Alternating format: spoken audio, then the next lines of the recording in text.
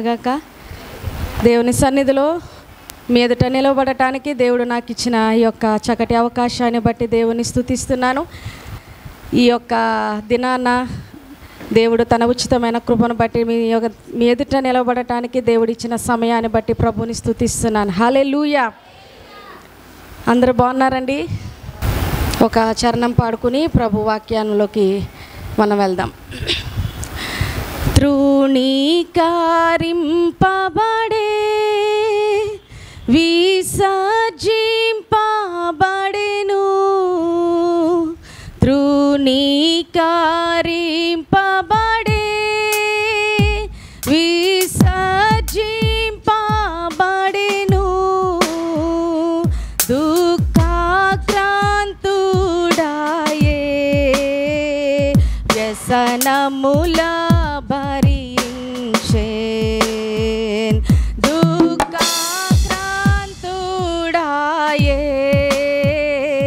వ్యసనముల భరించేన్, మనకై యేసు మరణించే మన పాపముల కొరకే, నిత్య జీవమునిచ్చుటకే, సత్యుండు సజీవుడాయే నిత్య జీవమునిచ్చుటకే, సత్యుండు సజీవుడాయే. హల్లెలూయా. మనము శ్రమ దినాల్లోనే ఉన్నాం కాబట్టి ఆ యొక్క వర్తమానమే నేను చెప్పాలని ప్రభు యొక్క ప్రేరేపణను బట్టి నేను సిద్ధపడి ఉన్నాను. మొట్టమొదటిగా నాదో ప్రశ్న. సిలువలో ఆయన ఎందుకు మరణించాల్సి వచ్చింది? చెప్పండి.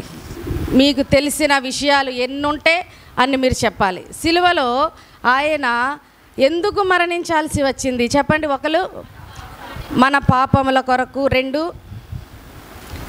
రెండు మన దోషాల కొరకు, అమ్మా మన యొక్క పాపపు క్రియల నుండి విడుదల పొందటానికి, ఇంకా మనలను రక్షించటానికి, ఏమ్మా పాపపు బలి అర్పణ అనగా మన కొరకు ఆయన తనకు తాను అర్పించుకోవటానికి, ఇలాగా అనేక విషయాలు చెప్తున్నారు కదమ్మా. చెప్పాలంటే ఇంకా అంతా ఒక్కొక్కరికి మైక్ ఇస్తే ఈ చివరి నుంచి ఆ చివరి వరకు కూడా చెప్తారు. చాలా సంతోషం. మరి దేవుడు మన కొరకు ఇన్ని త్యాగాలు, ఇన్ని అర్పణలు, ఇన్ని బలియార్పణలు మన కొరకు చేసినప్పుడు నీవు నేను మన ప్రభువుకి ఏం చేయగలుగుతున్నాం? ఎప్పుడైనా ఆలోచించారా? ఎన్నో చెప్పారు. పాపము కొరకు ఆయన బలి అర్పణ అర్పించబడ్డాడు, మన కొరకు ఆయన తన సమస్యాన్ని ధారబోసాడు, అనేక విషయాలు ఉన్నాయి. కానీ మనము ఆయనకి ఏం చేసాం? రక్షించబడిన నాటి నుండి ఈ రోజు వరకు మీరు ఏమైనా ప్రభు కొరకు చేశారా? ప్రభు కొరకు ఏదైనా చేయగలిగారా? ప్రభు కొరకు ఒక అడుగు ముందుకు వెయ్యగలిగారా? మీ ఆత్మీయ జీవితంలో కానీ, విశ్వాస జీవితంలో కానీ ప్రభు కొరకు నేను ఇది చేశానండి, ప్రభు కొరకు నా జీవితాన్ని సమర్పించుకున్నాను, ప్రభు కొరకు నేను ఒక త్యాగాన్ని, ఒక సాక్రిఫైస్ చేశాను అని మీరెవరైనా చెప్పగలరా? ఈ మధ్యాహ్నం చెప్పండి. యేసు ప్రభు వారు 2000 సంవత్సరాల క్రితం మరణించాడు. ఆ దినము నుండి మీరు రక్షించబడిన ఆ సంవత్సరం మనకు అవసరం లేదు, కానీ మీరు రక్షించబడిన దినము నుండి ఈ రోజు వరకు నా ప్రభు కొరకు నేను ఇది చేశాను, నా కొరకు నా ప్రభు ఇంత శ్రమ పడ్డాడు కదా, ఇంత కఠినమైన బాధ వేదన తన శరీరంలో అనుభవించాడు కనుక నేను నా ప్రభు కోసం ఇది చేయగలిగాను అని చెప్పగలరా ధైర్యంతో? ప్రతి ఆదివారం వస్తున్నాను కదండి, ఎక్కడి నుండి? చాలా దూరాల నుండి 100 రూపాయలు 200 ఛార్జీలు పెట్టుకుని ప్రయాసపడి వస్తున్నాం కదా, ఇది ప్రభు కొరకు చేసినట్టు కాదా అని అనుకుంటారేమో. మనకంటే ఎక్కువగా అన్యజనులు చేస్తున్నారు. మీరు ఆదివారం ఒక్కరోజే వస్తున్నారు, కానీ అన్యజనులైతే సోమవారం ఒక దగ్గరికి, మంగళవారం ఒక చోటకి, బుధవారం ఒక చోటకి కాలి నడకతో ఎంతో శ్రమపడి వ్యయపు ఖర్చులతో వారు ప్రయాసపడుతున్నారండి. వాళ్ళతో పోల్చుకుంటే మన భక్తి, మన విశ్వాసము ఏ మాత్రము సరిపోదు. మీరు ప్రభు కొరకు ఏం చేయగలుగుతున్నారు? మీరు ఒకవేళ అటువంటి సమర్పణ, అటువంటి నిరీక్షణ మీలో ఉంటే ప్రభు పాదాలను విడిచిపెట్టలేమంట. ప్రభు సన్నిధిని మనము విడిచిపెట్టలేం. కనుక శ్రమ దినాలు అయిపోతున్నాయి. ప్రతి సంవత్సరం శ్రమ దినాలు, 40 దినాలు ఉపవాసాలు, కఠినమైన ఉపవాసాలు చేస్తున్నాం. ఈస్టర్లు అయిపోతున్నాయి, గుడ్ ఫ్రైడేలు అయిపోతున్నాయి, సంవత్సరాలు గతించిపోతున్నాయి. కానీ ఒక్కరైనా నా ప్రభు కొరకు నేను ఇది చేయగలిగానని చెప్పటానికి మనలో ధైర్యం సరిపోలేదు. అంటే మన ఆత్మీయ జీవితం ఎలా ఉంది? మన విశ్వాస జీవితం ఎలా ఉంది? కనుక ఈ ఈస్టర్ అనగా ఈస్టర్ లోపైన ఈ 40 దినాల శ్రమలోనైనా నా ప్రభు కొరకు నేను ఏదైనా చెయ్యాలనే సిద్ధపాటు నీవు నేను కలిగి ఉంటే, ఆయన పడిన శ్రమకు, ఆయన పడిన త్యాగానికి ఎన్నో విషయాలు చెప్పారు కదా. ఆయన పడిన ఈ యొక్క మరణ త్యాగానికి మనం ఏదైనా కొద్దిగానైనా ప్రతిఫలాన్ని మనము ఇవ్వగలుగుతాం. మీరు చేయవలసింది ఏమీ లేదు. మిమ్మల్ని కొండలు ఎక్కమంటలేదు, పర్వతాలు ఎక్కమనట్లేదు, లేకపోతే యెరూషలేము అంతా తిరిగి రండి, ఇజ్రాయేల్ అంతా తిరిగి రండి అని నేనేమీ చెప్పట్లేదండి. మీరు చేయవలసిన విషయాలు మాత్రమే చెప్తున్నాను. దానియేలు ఏమన్నారు తెలుసా? ఇట్టి శాసనము సంతకము చేయబడినని దానియేలుకు తెలిసినప్పటికీ దానియేలు ఏం చేశాడండి? ముమ్మారు దినమునకు ముమ్మారు దేవుని సన్నిధిలో ప్రార్థిస్తూ వచ్చినాడు. ఒకవేళ ప్రార్థిస్తే తనకేం కలుగుతుందంట? మరణం అనే శాసనము చెప్పబడి ఉన్నది. కానీ దానియేలు తన జీవితంలో ఇట్టి శాసనము సంతకము చేయబడినని దానియేలు తెలుసుకొనిన దేవుని సన్నిధిలో ప్రార్థించుట మానలేదు. దినానికి ఎన్ని మార్లు ప్రార్థించేవాడమ్మా? 3 సార్లు ప్రార్థించేవాడు. మిమ్మల్ని అడుగుతున్నాను, కనీసం రోజులో ప్రభు సమయాన్ని ప్రభువుకి ఇవ్వగలుగుతున్నారా? 24 గంటల్లో కనీసం 1 గంట అయినా ప్రభువుకి మీ సమయాన్ని ఇవ్వగలుగుతున్నారా? ఎంతో పనులు, భారాలు, బాధ్యతలు, విస్తారమైన పనులు. మరియా, మార్తలు ఉన్నారండి. మరియా అయితే ఏం చేసిందంట? యేసు పాదాల దగ్గర కూర్చుంది. మార్త ఏం చేస్తూ వచ్చింది? విస్తారమైన పనులు పెట్టుకుంటూ వచ్చింది. ఈ రోజున ఎవరి గురించి చెప్పబడుతుంది? ఏది ఉత్తమమైనదని దేవుడు చెప్పాడు చెప్పండి? మరియా ఉత్తమమైనది ఎన్నిక చేసుకుంది. హల్లెలూయా! నీ ఆత్మీయ జీవితము ఫలించాలంటే, నీ ఆత్మీయ జీవితము అభివృద్ధి పొందాలంటే, ఆయన పొందిన శ్రమలను కనీసము కొద్దిగానైనా నీవు ప్రభుతో సహవాసం చేయగలిగితే నీ విశ్వాస జీవితము ఎంతో ఆనందంగా ఉంటుంది. హల్లెలూయా! హల్లెలూయా! మరొక దావీదు ఉన్నాడండి. దావీదు దినమునకు ఎన్ని మార్లు స్తుతించేవాడు? చక్కగా చెప్తారు ఆన్సర్. ఎన్నిసార్లమ్మా? 7 సార్లు. మరి ఒక్కసారైనా ప్రభువుని స్తుతించగలుగుతున్నారా రోజులో? 1000 స్తుతుల బుక్ ఉంది నా దగ్గర. ఎవరికైనా కావాలంటే తీసుకునే వాళ్ళ, నేను ఫ్రీగా ఇస్తాను, నేనే కొనుక్కుంటాను, నేను మీకు ఫ్రీగా ఇస్తాను. ప్రభువుని స్తుతించండి, ప్రభువుని గణపరచండి. దావీదు తన జీవితంలో కలిగిన శ్రమల్లో, కష్టాల్లో, శోధనల్లో, బాధల్లో ప్రభు కొరకు నిలవబడగలిగాడు అంటే కేవలము దావీదు ప్రభువుని ఏం చేసేవాడండి? స్తుతించేవాడు. ఇందాకే చదువుకున్నాం, దేవా నా దేవుడవు నీవే, వేకువనే నిన్ను వెదకెదను, నా జీవిత కాలమంతా నిన్ను స్తుతిస్తాను, నేనున్నంత కాలము నిన్ను కీర్తిస్తాను. 103వ కీర్తన అంటున్నాడు, నా ప్రాణమా యెహోవాను సన్నుతించుము, ఆ నా అంతరంగమున సమస్తము ఆయన నామమును సన్నుతించుము. నా ప్రాణమా యెహోవాను సన్నుతించుము. ఆయన చేసిన ఉపకారములలో దేనిని? ప్రభువుని ఎంతమంది స్తుతిస్తున్నారండి? ఆయన నామాన్ని గణపరుస్తున్నారా? దేవా నీకు స్తోత్రమయ్యా, ఈరోజు ఈ రీతిగా నన్ను నిలవబెట్టావయ్యా, నీకు స్తోత్రమని 7 మార్లు చెప్పట్లేదు. కనీసం 1 మారైనా ఏదో ఒక సమయంలోనైనా మీరు ప్రభువుని స్తుతించే వారంగా ఉండండి. ప్రభువుని గణపరిచేవారుగా మీరు ఉన్నట్లయితే మీ ఆత్మీయ జీవితము వర్ధిల్లుతుంది. హల్లెలూయా!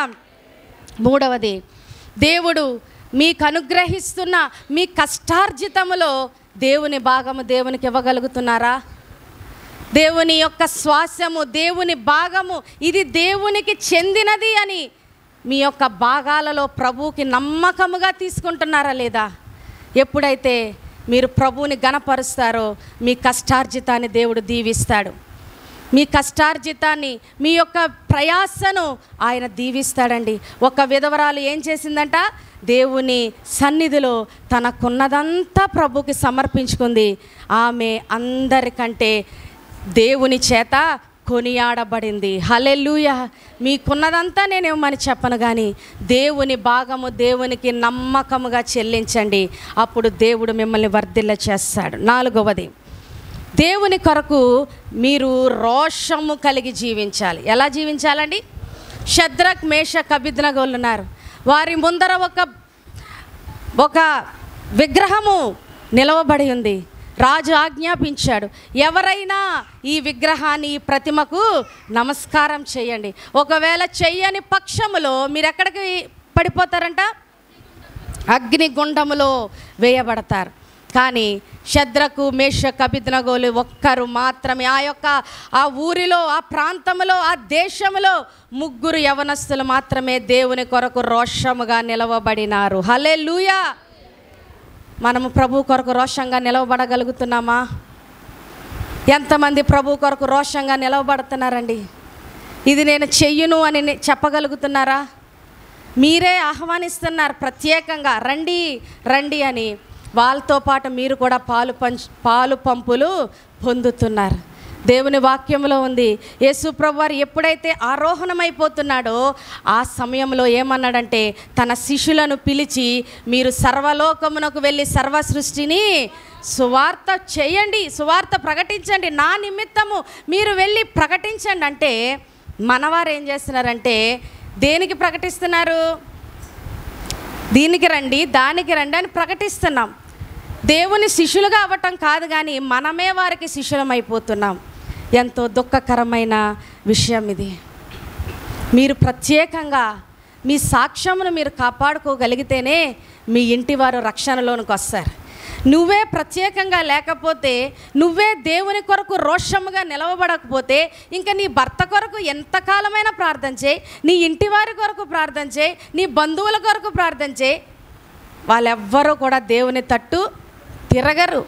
ఎందుకంటే నీవే దేవుని ఎదుట సాక్ష్యముగా నీ సాక్ష్యాన్ని కాపాడుకోలేనప్పుడు వారు రక్షణ పొందాలి, వీరు రక్షణ పొందాలి, నా కుమారుడు రక్షణ పొందాలని ప్రార్థన చెయ్యకండి. నీవు ప్రభు ఎదుట రోషంగా నిలవబడినప్పుడే నీ సాక్ష్యమును బట్టే నీ ఇంటి వారు రక్షణలోనికి వస్తారు, నీ భర్త రక్షణలోనికి వస్తారు, నీ యొక్క బంధువులు రక్షణలోనికి వస్తారు. నీ సాక్ష్యమును బట్టే నీ జీవితమును దేవుడు ఘనమైన రీతిలో వాడుకుంటాడు. హల్లెలూయా. 4వది, రోషము కలిగి ప్రభువు కొరకు మనము నిలవబడాలి. 5వది, ప్రభువు కొరకు సమస్తమును నష్టముగా మనం ఎంచుకోవాలి. ఏం చేయాలండి? మోషే అంటాడు, నేను రాణి యొక్క కుమారుడు అనిపించుకొనుట కంటే దేవుని ప్రజలతో నింద అనుభవించుట మేలు అంటాడు. పౌలు అంటాడు, తనకున్న జ్ఞానము, తనకున్న పరిజ్ఞానము, యుద్ధ శూరత్వం, వీటన్నిటినీ దేనితో సమానంగా ఎంచుకుంటాడండి? పెంటతో సమానంగా ఎంచుకుంటాడు. దేవుని దగ్గరకు నీవు వచ్చినప్పుడు నీ స్థితిని బట్టి, నీకున్న హోదాని బట్టి, నీకున్న పలుకుబడిని చూపించొద్దు, కానీ సమస్తమును దేవుని కొరకు నష్టముగా ఎంచుకున్నప్పుడే దేవుడు నిన్ను దీవించబోతున్నాడు, దేవుడు నిన్ను ఆశీర్వదిస్తాడు.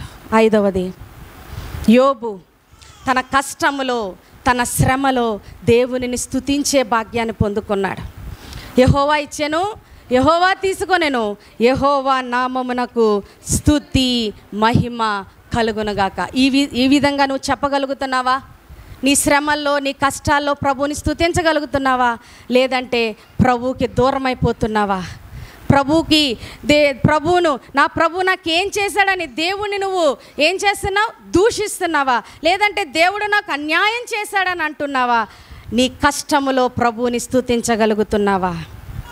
ఏదైనా శ్రమ వచ్చినప్పుడు నా ప్రభు ఎందుకు అనుమతించాడో, ఈ బాధ ఎందుకు అనుమతించాడో దేవా నీకు స్తోత్రమని నీ హృదయమందు ప్రభువుని స్తుతించగలిగితే కోల్పోయిన దానికంటే అత్యధికముగా దేవుడు నిన్ను ఆశీర్వదించబోతున్నాడు. హల్లెలూయా. చివరిగా నీ ద్వారా దేవుని నామము మహిమపరచబడుతుందా, అవమానపరచబడుతుందో నీకు నీవే పరీక్ష చేసుకోవాలి. ఏం చేయాలి? నీ వలన దేవుని నామానికి అవమానం కలుగుతుందా, మహిమ కలుగుతుందా? ఎవరికి వారమే మన ఆత్మీయ జీవితాలను పరిశీలించుకోకపోతే మీరు 24 గంటలు 40 రోజులు ఉపవాసం ఉండండి, దేవునికి మీ ఉపవాసము సరైనదిగా ఎంచబడదు. అది నిజమైన ఉపవాసముగా చేయబడదు. ఎప్పుడైతే ప్రభు కొరకు రోషము కలిగి నిలిచి ఉంటామో, సమస్తము నష్టముగా ఎంచుకుంటామో, ప్రభువుకి మన సమయాన్ని ఇస్తామో, ప్రభువుని స్తుతించగలుగుతామో, ప్రభువుని ఘనపరచగలుగుతామో, అప్పుడే దేవాతి దేవుడు మీ జీవితంలో ఘనమైన రీతిలో మిమ్మలను వర్ధిల్లింపచేస్తాడు. హల్లెలూయా.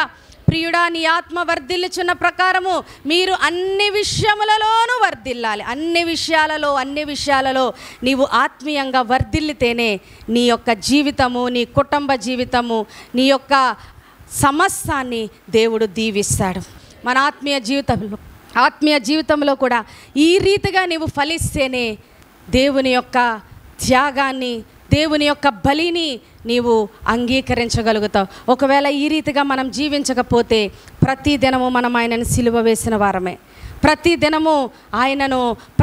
దినము కూడా ఆయనను మరణానికి అప్పగించవలసిన వారమే. ప్రతి దినము ఆయన గాయాలను మనము రేపుతూ ఉండేవారమే. ప్రతి దినము ఆయనను మనము ఆయాస పెట్టేవారమే. వీటిని మీరు మనసులో పెట్టుకొని, ప్రభు నా కొరకు ఎందుకు మరణించవలసి వచ్చిందో కొన్ని అంశాలు చెప్తాను, వాటిని మీ హృదయంలో పెట్టుకొని దేవుని కొరకు నమ్మకముగా మన ఆత్మీయ జీవితాన్ని ముందుకు నడిపించుకోగలిగితే దేవుని యొక్క త్యాగానికి, దేవుడు మన కొరకు చేసిన ఆ బలికి నీవేదైనా కనీసం కొద్దిగానైనా నీవు కృతజ్ఞుడవై జీవించగలుగుతావు. హల్లెలూయా, హల్లెలూయా. యోహాను సువార్త 10వ అధ్యాయము 17వ వచనం. యోహాను సువార్త 10వ అధ్యాయము 17వ వచనం. ఆయన ఎందుకు నీ కొరకు మరణించవలసి వచ్చింది? నేను దాన్ని మరలా తీసుకొనున్నట్లు నా ప్రాణము పెట్టుచున్నాను. ఇందువలననే నా తండ్రి నన్ను ప్రేమించుచున్నాడు. ఎవడును నా ప్రాణము తీసుకొనడు. నా అంతట నేనే దాన్ని పెట్టుచున్నాను. పెట్టుచున్నాను. చాలండి. దేవుడు ఏమంటున్నాడంటే, నా అంతట నేనే దానిని పెట్టుచున్నాను, నేను దాన్ని మరలా తీసుకొనున్నట్లు నా ప్రాణము పెట్టుచున్నాను. ఇందువలనే నా తండ్రి నన్ను ప్రేమించుచున్నాడు. ఎవడునూ నా ప్రాణము తీసుకొనడు. నా అంతట నేనే దానిని పెట్టుచున్నాను. దాన్ని పెట్టుటకు నాకు అధికారము కలదు, దాన్ని తిరిగి తీసుకొనుటకు నాకు అధికారము కలదు. నా తండ్రి వలన ఈ ఆజ్ఞ పొందితేనా. నేను మొట్టమొదటగా దేవాతి దేవుడు బలవంతంగానో లేకపోతే క్రూరత్వంగానో ఏమాత్రము ఆయన తన ప్రాణాన్ని పెట్టడానికి లోకంలోనికి రాలేదు, కానీ తనంతట తానే తన ప్రాణాన్ని అర్పించడానికి లోకానికి వచ్చాడు. ఎందుకు తెలుసా? ఎందుకండి తనంతట తానే తన ప్రాణాన్ని అర్పించడానికి వచ్చాడు. ఈ లోకంలో ఎవరి కోసం ప్రాణాన్ని త్యాగము చేయలేరు. ఎవరి కోసము వారి యొక్క జీవితాన్ని త్యాగము చేయలేరు. ఎవరి కోసము వారి యొక్క దినాలను త్యాగము చేయలేరండి ఈ లోకంలో, ఈ ప్రపంచంలో. కానీ దేవుడు అంటున్నాడు, నా అంతటా నేనే నీకు నా ప్రాణాన్ని పెట్టడానికి లోకానికి వచ్చాను. ఎందుకు తన ప్రాణాన్ని పెట్టడానికి వచ్చాడంటే, ఆయన లోకమును ఎంతో ప్రేమిస్తున్నాడు. ఆయన లోకాన్ని ఎంతో ప్రేమిస్తున్నాడు. యోహాను 3:16 దేవుడు లోకమును ఎంతో ప్రేమించెను కాగా తన అద్వితీయ కుమారునిగా పుట్టిన వాని యందు విశ్వాసముంచు ప్రతివాడును నశింపక నిత్య జీవము పొందినట్లు ఆయనను మనకు అనుగ్రహించాడు. ఆయన నిన్ను నన్ను ప్రేమిస్తున్నాడు. నిన్ను నన్ను ఎంతో ప్రేమిస్తున్నాడు. నీ తండ్రి నీకు చూపించలేని ప్రేమ, నీ తల్లి నీకు చూపించలేని ప్రేమ, నీ భర్త నీకు చూపించలేని ప్రేమ, నీ యొక్క కడుపున పుట్టిన బిడ్డలు చూపించలేని ప్రేమ ఆయన నీ కొరకు చూపిస్తున్నాడు. కనుకనే ఈ లోకమంతటిని ప్రేమించి తను ప్రాణం పెట్టడానికి ఇష్టము కలిగి ఉన్నాడు. హల్లెలూయా. తను ప్రాణము పెట్టడానికి ఇష్టము కలిగి ఉన్నాడు. ఎవరికి వారు వ్యక్తిగతంగా నా ప్రభు నా కొరకు ప్రాణం పెట్టాడు, నా ప్రభు నా కొరకు ప్రాణం పెట్టాడని నీవుగా ప్రభువుని నీ స్వంత రక్షకునిగా అంగీకరించగలిగితే ఎలాంటి పరిస్థితిలోనైనా నువ్వు వెనుతిరిగి చూడలేవు. ఎలాంటి పరిస్థితిలోనైనా నీవు ప్రభువును విడిచి వెళ్ళలేవు. ప్రభువు దినాన్ని నువ్వు నిర్లక్ష్యం చేయలేవు. ప్రభువు దినాన్ని నువ్వు అశ్రద్ధ చేయలేవు. ఎందుకంటే నీ కొరకు ఆయన తన ప్రాణాన్ని పెట్టడానికి ఇష్టము కలిగి ఉన్నాడు. ఆయన ఎందుకు తన ప్రాణాన్ని పెట్టడానికి ఇష్టము కలిగి ఉన్నాడంటే యోహాను సువార్త 3వ అధ్యాయము 14వ వచనం. యోహాను సువార్త 3వ అధ్యాయములో మోషే సర్పము ఎలాగూ ఎత్తెనో అలాగే విశ్వసించు ప్రతివాడు నశింపక ఆయన ద్వారా నిత్య జీవము పొందునట్లు మనుష్య కుమారుడు ఎత్తబడవలెను. మొట్టమొదటగా ఆయన నీ కొరకు తన ప్రాణాన్ని ఎందుకు పెట్టవలసి వచ్చిందంటే నీకు నిత్య జీవాన్ని ఇవ్వటానికి. హల్లెలూయా. ఒకవేళ ఈ లోకంలో నీ తల్లిదండ్రులు నీకు ఆస్తులు ఇవ్వచ్చు, అంతస్తులు ఇవ్వచ్చు, సుఖాలు భోగాలు భాగ్యాలు నీకు ఇవ్వచ్చు, నేను కాలు కింద పెట్టకుండా చూడవచ్చు, కానీ నీ జీవితం అంతము తర్వాత నీకు ఎవ్వరు ఏమీ మిగల్చలేరు. అప్పుడే నీ జీవితం ప్రారంభమవుతుంది. అప్పుడే నీ జీవితము, నీ యొక్క పరిస్థితి, నీ ఆత్మీయ జీవితం అప్పుడే ప్రారంభమవుతుందండి. ఇక్కడ నువ్వు ఎన్ని భోగాలు అనుభవించినా ఇదంతా ఒకరోజు వదిలిపెట్టవలసిందే. ఎప్పటికప్పుడు మన జీవితాన్ని పరిశీలన చేసుకుంటూ ఉండాలి. ధనవంతుడు సమస్తము సంపాదించుకున్నాడు, ఆ రాత్రి తన ప్రాణాన్ని పోగొట్టుకున్నాడు. తన కొట్లలో ధాన్యం సమకూర్చుకున్నాడు, ఎంతో విస్తారమైన డబ్బు సంపాదించుకున్నాడు, కానీ తన ఆత్మకు రక్షణ సంపాదించుకోలేకపోయాడు. తన ఆత్మను నిత్య జీవానికి వెళ్ళటానికి ఆయన తన జీవితాన్ని సమర్పించుకోలేకపోయాడు.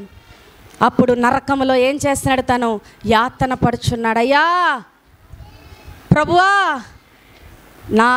నా గొంతు ఆరిపోతుంది, ఒక్క నీటి బొట్టు నా యొక్క నాలుక మీద వేయండి. ఈ కొంచెం ఎండలకే గొంతు ఆరిపోతుంది, నాలుక మాట రావట్లేదు.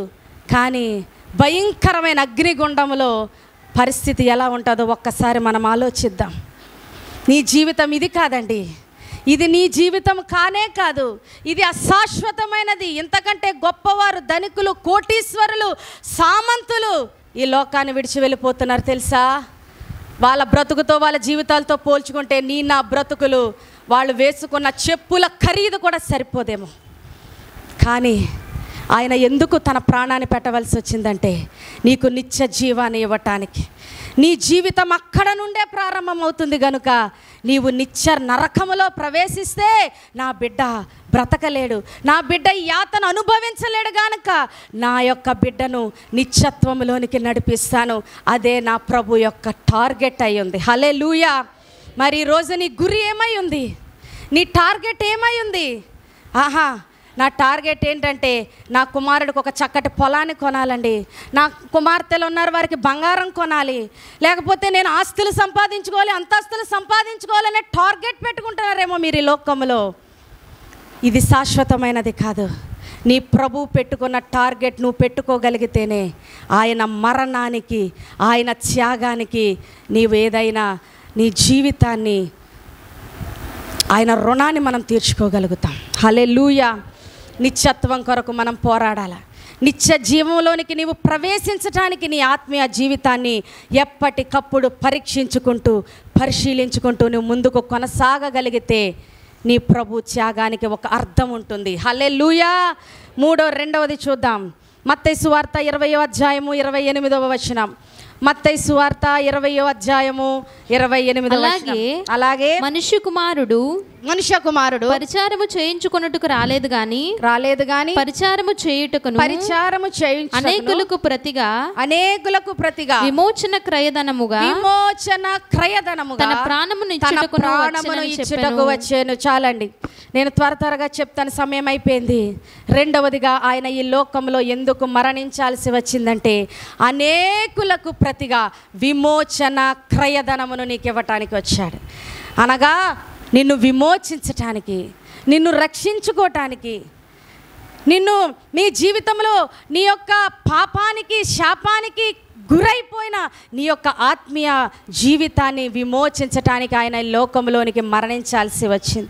మన జీవితం ఎటువంటి తెలుసా? ఎఫెసీ గ్రంథం 2వ అధ్యాయం 1వ వచనంలో, మన అపరాధముల చేతను, పాపముల చేతను మనము చచ్చిన స్థితిలో ఉన్న మనలను క్రీస్తుతో కూడా బ్రతికించటానికి, క్రీస్తుతో కూడా నిన్ను విమోచించటానికి, నీ పాప శాపములన్నీ తన వీపుపై వేసుకొని నిన్ను విమోచించటానికే ఆయన ఈ లోకంలోనికి మరణించవలసి వచ్చింది. ఎప్పుడైనా ఆలోచించావా? నా పాపానికి విముక్తి ఎక్కడ? నా పాపానికి విమోచన ఎక్కడ?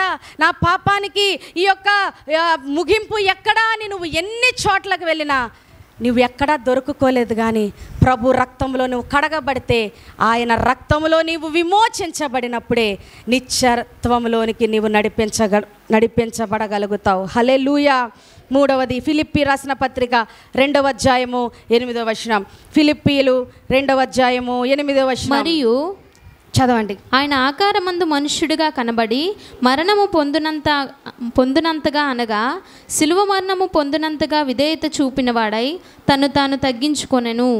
అందుచేతను పరలోకమందున్న వారిలో గాని, భూమి మీద ఉన్నవారిలో గాని, భూమి క్రింద ఉన్నవారిలో గాని ప్రతి వాని మోకాలును యేసు నామమున వంగునట్లును, ప్రతి వాని మోకాలు యేసు నామములో వంగునట్లు, ప్రతి వాని నాలుక తండ్రి అయిన దేవుని మహిమార్థమై యేసుక్రీస్తు ప్రభు అని ఒప్పుకొనున్నట్లు దేవుడు ఆయనను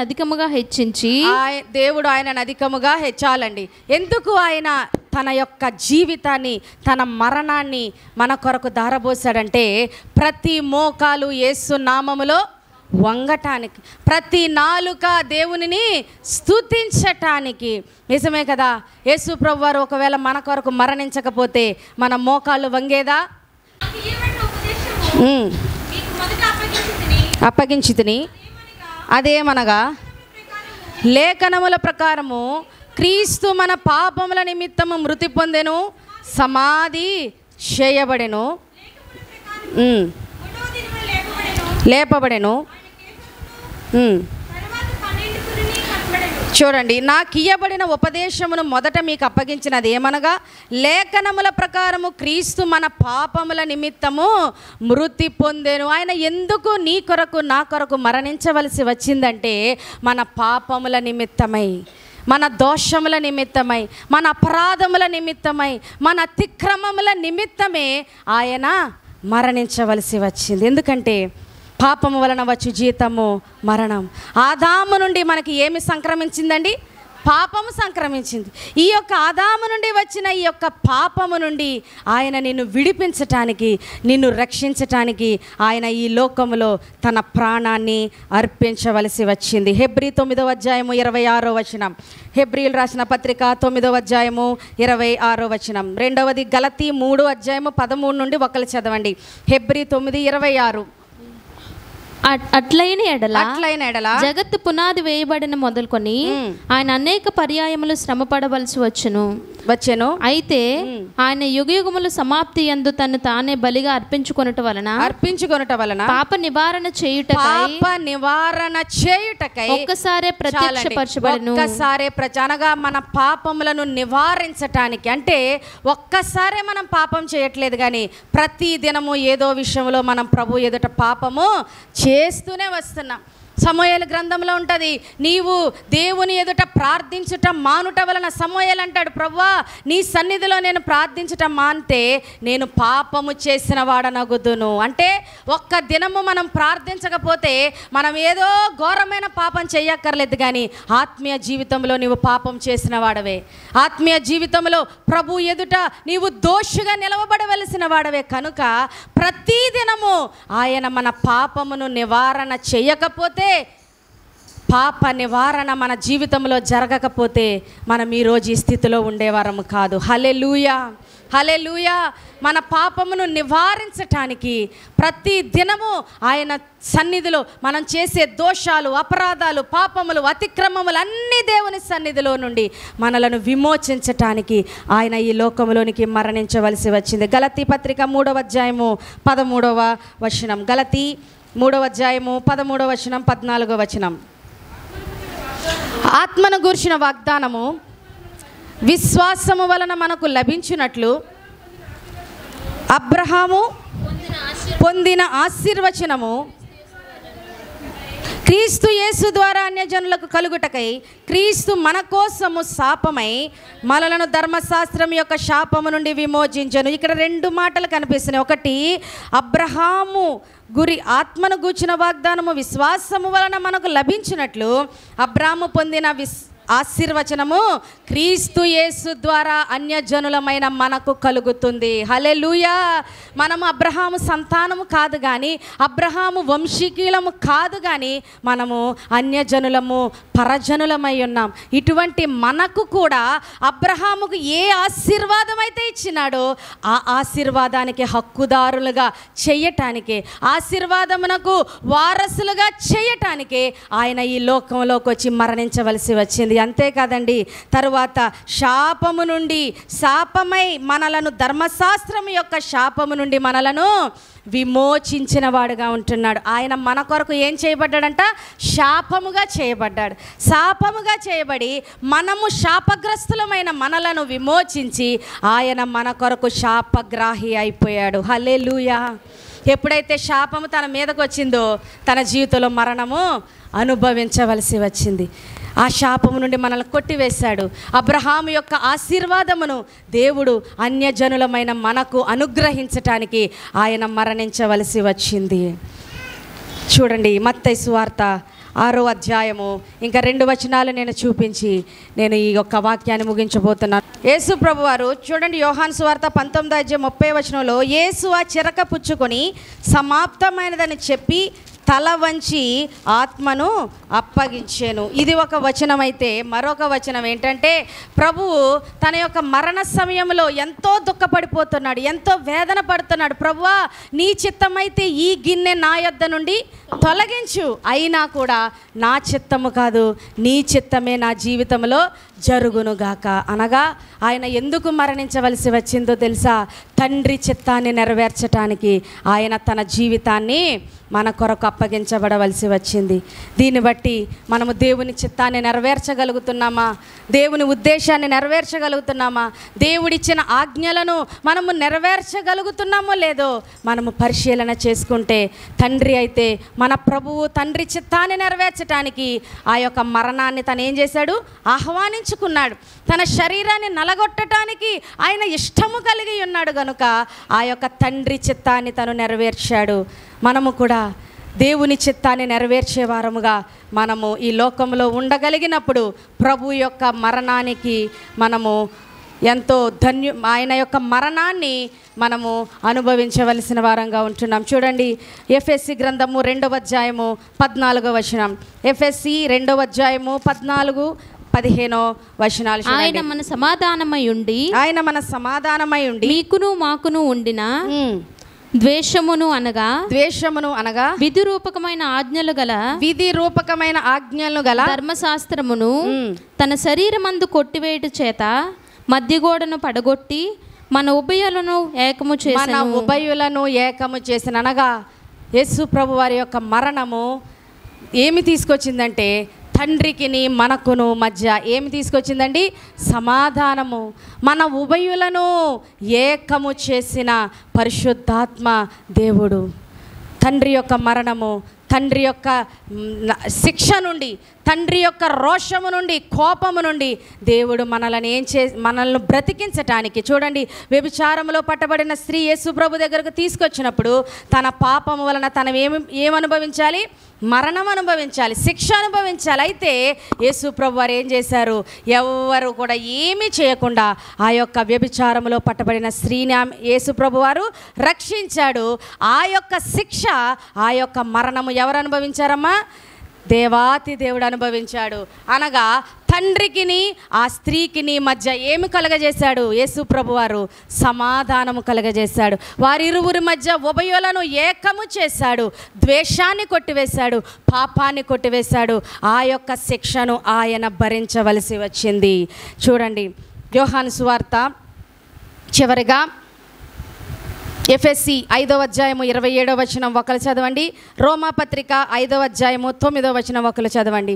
ఎఫెసీ రాసిన పత్రిక 5వ అధ్యాయం 27వ వచనం ప్రార్థించుకుందాం. భార్యలను ప్రేమించుడి, చదవండి. అటువలే క్రీస్తు కూడా సంఘమును ప్రేమించి, అటువలే క్రీస్తు కూడా సంఘమును ప్రేమించి, అది కలంకమైన ముడతయైనను అట్టిది మరి ఏదైనను లేక పరిశుద్ధమైనదిగాను నిర్దోషమైనదిగాను మహిమగల సంఘముగాను ఆయన తన ఎదుట దానిని నిలబెట్టుకొనవలెనని వాక్యముతో ఉదక స్నానము చేత దానిని పవిత్రపరిచి పరిశుద్ధపరచుటకై దాని కొరకు తన్ను తాను అప్పగించుకొనెను. హల్లెలూయా.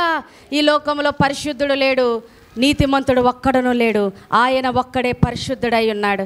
ఆయన ఒక్కడే పరిశుద్ధుడు గనుక మనలను పరిశుద్ధపరచటానికి, మనలను పవిత్రపరచటానికి, మనలను నిర్దోషులుగా తండ్రి ఎదుట నిలవబెట్టడానికి ఆయన మన కొరకు తన ప్రాణాన్ని అర్పించవలసి వచ్చింది. చివరిగా రోమాపత్రిక 5వ అధ్యాయము 9వ వచనం. రోమాపత్రిక 5వ అధ్యాయము 9వ వచనం. కాబట్టి ఆయన రక్తము వలన ఇప్పుడు నీతిమంతులముగా తీర్చబడి మరింత నిశ్చయముగా ఆయన ద్వారా ఉగ్రత నుండి రక్షింపబడుదుము. హల్లెలూయా. ఆయన ఎందుకు ఈ లోకంలోనికి మరణించవలసి వచ్చిందంటే ఉగ్రత నుండి మనలను తప్పించటానికి, ఉగ్రత నుండి మనలను రక్షించటానికి, రాబోయే ఉగ్రత నుండి నిన్ను నన్ను రక్షించబడిన మనము ఆయన ఉగ్రతలో పాలు పంపులు పొందకుండా ఆయన మనలను రక్షించటానికే ఆయన ఈ లోకంలో మరణించవలసి వచ్చింది. సొదొమ గుమ్మర పట్టణము గురించి అబ్రహాము ఏడుస్తాడు. ప్రభువా, 50 మంది నీతిమంతులుంటే రక్షిస్తావా? 40 మంది నీతిమంతులుంటే రక్షిస్తావా? 30 మంది ఉంటే రక్షిస్తావా? 10 మంది ఉంటే రక్షిస్తావా? అబ్రహాము దేవుని సన్నిధిలో గోజాడుతున్నాడు. ఎందుకు తెలుసా? ఉగ్రత నుండి తన యొక్క లోతు కుటుంబాన్ని రక్షించుకోవటానికి దేవుడు అబ్రహాము ప్రార్థన ఆలకించాడండి. నేను చేయదలిచిన కార్యం అబ్రహాముకు దాచేదనా అని చెప్పి అబ్రహాము ప్రార్థన దేవుడు ఆలకించి ఆ సొదొమ గుమ్మర పట్టణము యొక్క ఉగ్రత నుండి, దేవుని ఇచ్చే ఉగ్రత నుండి ఆయన ఆకాశం నుండి అగ్ని కురిపించి ఆ పట్టణం అంతటిని నాశనానికి అప్పగించబడవలసిన పరిస్థితుల్లో లోతును తన కుటుంబాన్ని దేవుడు రక్షించాడు. హల్లెలూయా, హల్లెలూయా. ఈరోజు నిన్ను నన్ను రక్షించటానికి, నీపై నాపై వచ్చే ఉగ్రత నుండి ఆయన తప్పించడానికి ఎవరి లోకానికి వచ్చారు? యేసు ప్రభువారు 2000 సంవత్సరాల క్రితము నా ఉగ్రత నుండి తప్పించటానికి, నిన్ను నన్ను రక్షించటానికి, బ్రతికించటానికి ఆయన ఈ లోకంలోకి వచ్చి మరణించవలసి వచ్చింది. ఎవ్వరు తన ప్రాణాన్ని ఇవ్వలేదండి, ఎవ్వరు తనని బలవంతంగా తీసుకోలేదు. కానీ తన ప్రాణము తనే నీ కొరకు నా కొరకు ఇష్టముగా పెట్టాడంట. ఇష్టముగా. ఎందుకంటే నీవంటే ఆ ప్రభువుకి ఎంతో ఇష్టము కాబట్టి తన ఇష్టపూర్తిగా తన ప్రాణాన్ని ఇవ్వటానికి లోకానికి వచ్చాడు. అందరూ మోకరించండి. అందరూ మోకరించి, దేవాతి దేవుడు ఆయన ఎందుకు ఈ లోకంలో మరణించవలసి వచ్చిందో కొన్ని అంశాలు దేవుడు మీతో మాట్లాడుతూ వచ్చాడు. ఇప్పుడైనా ఆయన మరణాన్ని, ఆయన త్యాగాన్ని, ఆయన ప్రేమను నీవు గుర్తించకపోతే ప్రభు యొక్క మరణానికి అర్థం లేదు, ప్రభు యొక్క శ్రమలకు అర్థం లేదండి. ప్రభువు నీ కొరకు ఏడవబడిన, నీ కొరకు తన వీపును దున్నించుకొని నీ కొరకు తన సమస్తాన్ని ధారపోసిన త్యాగానికి అర్థం లేదు. ఇప్పుడైనా నీ హృదయము ప్రభు మరణం వైపు, ఆయన ఎందుకు మరణించాడో నీవు గ్రహించుకోకపోతే ఇంకా నీ యొక్క జీవితాన్ని లోకం వైపు, లోకపు ఆచారాల వైపు, లోకపు పండుగల వైపు, ఆశల వైపు, లోక భోగాల వైపు నీ జీవితాన్ని, నీ హృదయాన్ని నీవు పంపిస్తే ప్రభు నీ కొరకు చూపిన నీ త్యాగానికి అర్థం లేదు. ఆయన నీ కొరకు పడిన ప్రయాసకు అర్థము లేదండి. దేవాతి దేవుడు సన్నిధిలో నిలవబడిన నీవు, ప్రభువా నిజమే, నా బ్రతుకే పాటిది, నా జీవితమే పాటిది.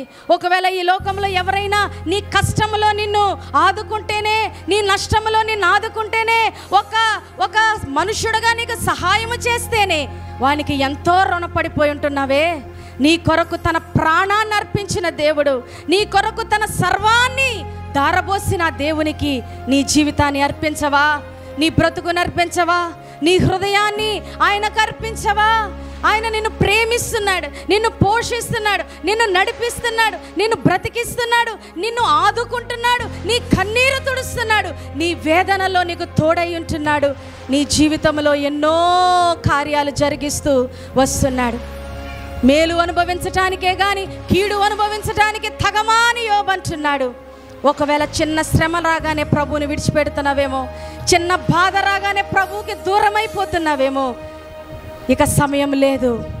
భయంకరమైన దుర్దినాలలో మనం ఉంటున్నాం, అపాయకరమైన దినాలలో మనం బ్రతుకుతున్నాం. నీ ఆత్మకు, నీ జీవితానికి ఈ లోకంలో ఎవరు గ్యారంటీ ఇవ్వలేరు.